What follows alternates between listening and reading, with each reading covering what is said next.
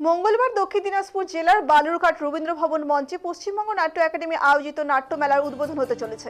সেই উপলক্ষে মঙ্গলবার বিকেলে বর্ণাঢ্য শোভাযাত্রার আয়োজন করল দক্ষিণ দিনাজপুর জেলা তথ্য সংস্কৃতি দপ্তর।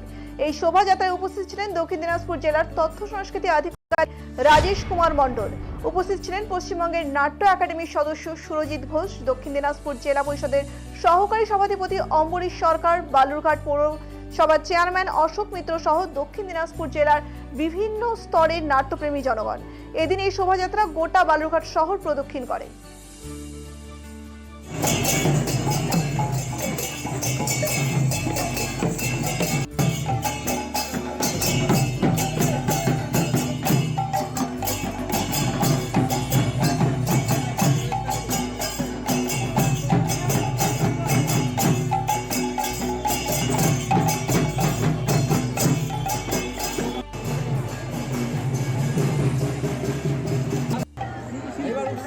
সুস্থ জায়গায়